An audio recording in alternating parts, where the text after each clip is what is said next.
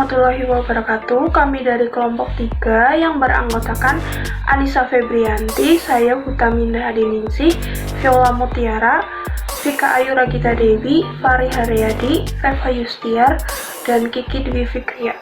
Kami akan menjelaskan tentang hak tanggungan. Tanggungan adalah hak jaminan yang dibebankan pada hak atas tanah sebagaimana dimaksud dalam Undang-Undang Nomor 5 Tahun 1960 tentang Peraturan Dasar Pokok-Pokok Agraria berikut dengan benda lain yang merupakan satu kesatuan dengan tanah itu untuk pelunasan hutang tertentu yang memberikan kedudukan yang diutamakan kepada kreditur tertentu terhadap kreditur-kreditur lain. Selanjutnya akan dijelaskan oleh Mbak Anissa. Objek dan subjek hak tanggungan.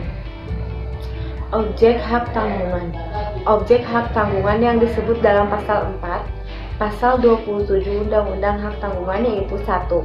Yang ditunjuk oleh UU PA sesuai dengan pasal 16 ayat 1 huruf A, B, C sebagaimana yang dimaksud dalam pasal 4 ayat 1 hak atas tanah yang terdapat dalam UU PA yakni hak milik, hak guna usaha, dan hak guna bangunan.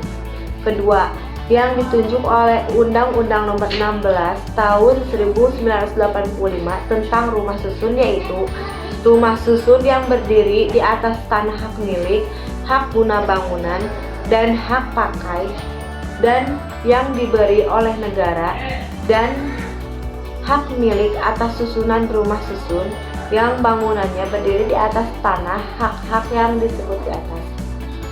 Ketiga, yang ditunjukkan oleh Undang-Undang Hak Tanggung pasal 4 ayat 2 hak pakai atas hak milik yang akan diatur kemudian dengan perundang-undangan pemerintah pasal 4 ayat 3 Undang-Undang dalam pasal 8 dan pasal 9 Undang-Undang Hak Tanggungan memuat ketentuan mengenai subjek hak tanggungan yaitu sebagai berikut.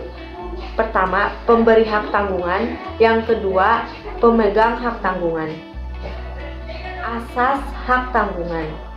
Hak tanggungan sebagai salah satu-satunya lembaga hak jaminan atas tanah untuk pelunasan hutang tertentu mempunyai 4 asas sebagai berikut. Yang pertama, memberikan kedudukan yang diutamakan preferen kepada krediturnya. Yang kedua, selalu mengikuti objeknya dalam tangan siapapun objek tersebut berada. Dan yang ketiga, memenuhi asas spesialitas dan publisitas. Yang keempat, mudah dan pasti pelaksanaan eksekusinya. Assalamualaikum warahmatullahi wabarakatuh. Saya Viola Mutiara. Di sini saya akan melanjutkan presentasi dari Mbak Anissa yang syarat sahnya pembebanan hak tanggungan. Pembebanan hak tanggungan itu terdiri dari 2 tahap, yaitu pemberian hak tanggungan serta pendaftaran hak tanggungan.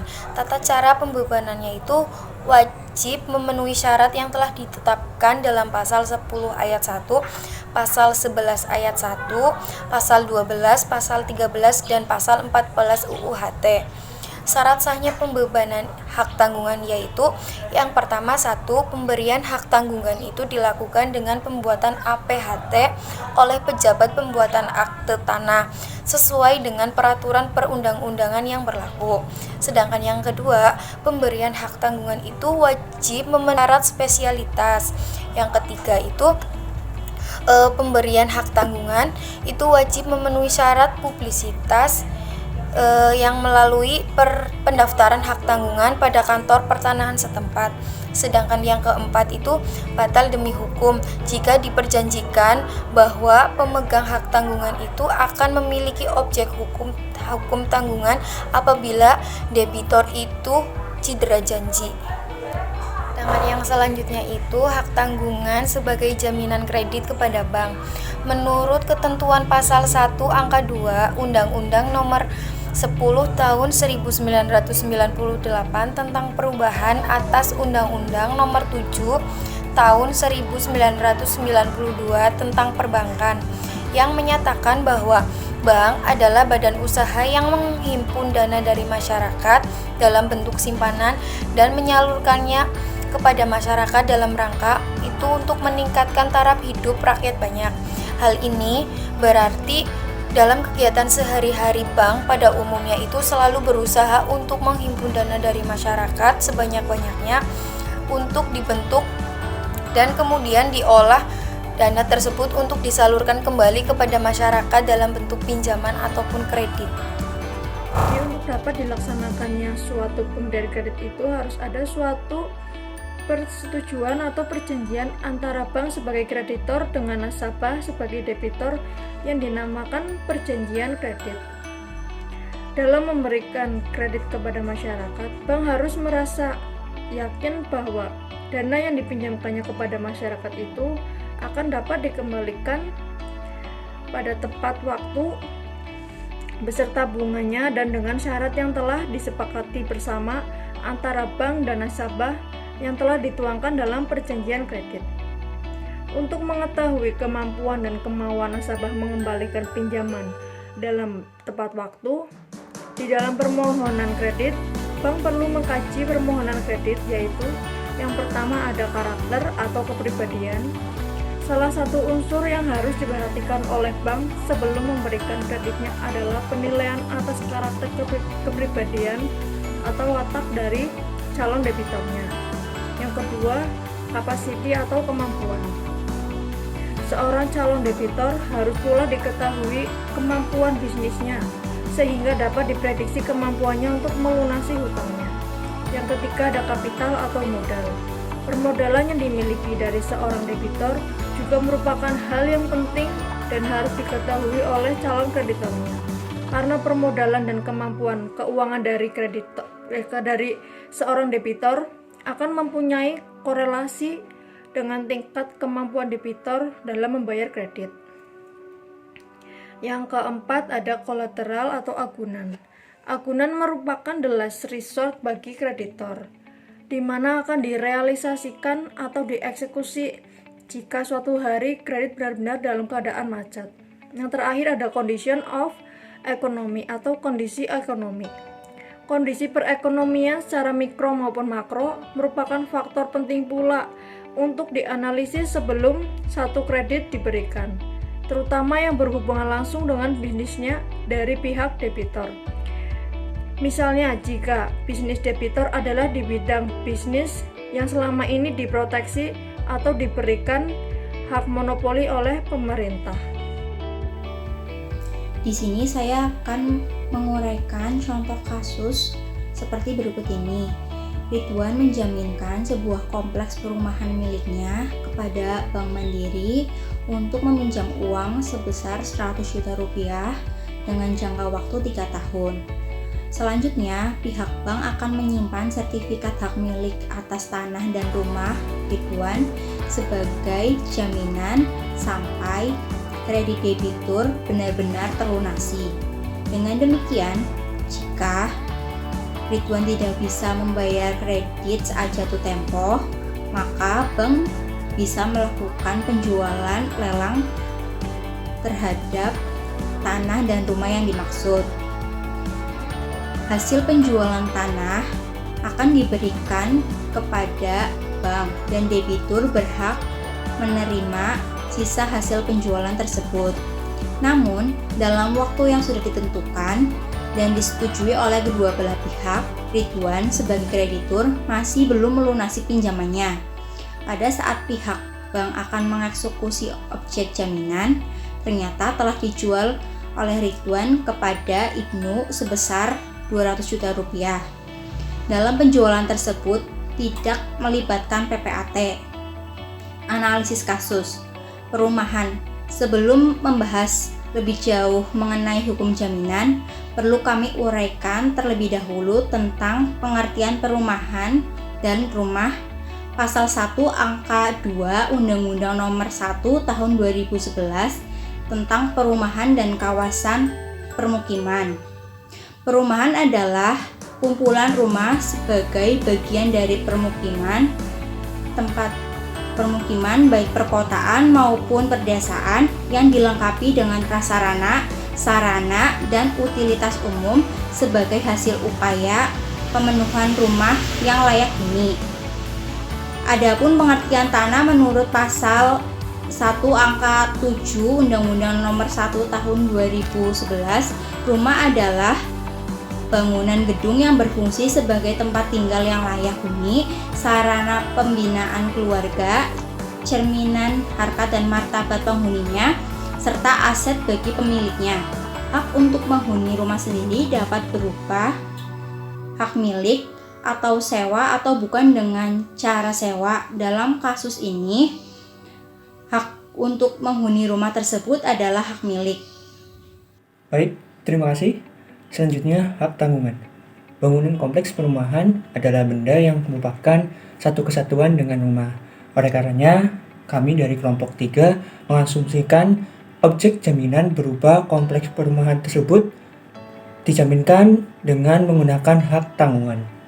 Hak tanggungan sendiri sebagaimana didefinisikan dengan dalam pasal 1 angka 1 Undang-Undang Nomor 4 Tahun 1996 tentang hak tanggungan atas tanah beserta benda-benda yang berkaitan dengan tanah. Nah, dikutip di Undang-Undang Nomor 4 Tahun 1996 adalah hak tanggungan atas tanah beserta benda-benda yang berkaitan dengan tanah yang selanjutnya disebut dengan hak tanah atau hak tanggungan adalah hak jaminan yang dibebankan pada hak atas tanah sebagaimana dimaksud dalam Undang-Undang Nomor 5 Tahun 1960 tentang Peraturan Dasar Undang-Undang Pokok Agraria. Berikut atau tidak berikut benda-benda lain yang merupakan satu kesatuan dengan tanah itu. Untuk pelunasan hutang tertentu yang memberikan kedudukan yang diutamakan kepada kreditur tertentu terhadap kreditor lainnya. Baik, selanjutnya eksekusi hak tanggungan. Hak tanggungan pada dasarnya merupakan upaya debitur untuk meyakinkan kreditur akan pelunasan piutangnya. Apabila debitur tidak janji memegang hak tanggungan, pertama mempunyai hak untuk menjual objek hak tanggungan atas kekuasaan sendiri melalui perdagangan umum serta mengambil pelunasan piutangnya dari hasil penjualan lelang tersebut. Dalam hal ini, sertifikat hak tanggungan yang berfungsi sebagai tanda bukti adanya hak tanggungan dibumbukan ira-ira dengan kata-kata sebagai berikut. Demi keadilan berdasarkan ketuhanan yang Maha Esa untuk memberikan kekuatan eksekutorial yang sama dengan putusan pengadilan yang sudah mempunyai kekuatan hukum tetap. Akan tetapi, kami mencermati pernyataan di mana Ridwan selaku pemberi hak tanggungan menjual objek hak tanggungan kepada Ibnu.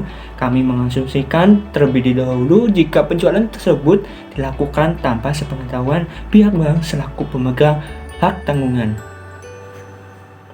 Selanjutnya yaitu pasal 1 angka 2 Peraturan Menteri Pekerjaan Umum dan Perumahan Rakyat tahun 2019, perjanjian pendahuluan jual beli atau perjanjian pengikatan jual beli yang selanjutnya disebut PPJB adalah kesepakatan antara pelaku pembangunan dan setiap orang untuk melakukan jual beli rumah atau satuan rumah susun yang dapat dilakukan oleh pelaku pembangunan sebelum pembangunan untuk rumah susun atau dalam proses pembangunan untuk rumah tunggal dan rumah deret yang dinyatakan dalam akta notaris. Selain itu, terdapat dalam Peraturan Pemerintah Nomor 24 Tahun 97. Selanjutnya dalam hal ini, Ibnu kurang berhati-hati sehingga tidak mengetahui bahwa komplek perumahan yang telah dijadikan objek hak tanggungan. Kami asumsikan Ibnu sebagai pihak ketiga tidak melakukan jual beli rumah dengan melibatkan PPAT, sehingga perjanjian jual beli hanya berbentuk akta bawah tangan. Padahal pembebanan hak tanggungan terhadap suatu objek seharusnya diikuti dengan adanya publisitas atau penyebaran informasi kepada publik. Hal ini sebagaimana diuraikan Urip Santoso dalam bukunya yaitu Hukum Perumahan halaman 292, di mana objek objek hak tanggungan telah dilakukan pendaftaran kepada kantor pertanahan kabupaten atau kota yang wilayah kerjanya meliputi letak rumah yang bersangkutan, maka terpenuhi asas publisitas. Artinya, setiap orang dapat mengetahui bahwa hak milik atas rumah beserta hak atas tanah sedang dibebankan hak tanggungan. Dengan demikian, status perumahan sebagai objek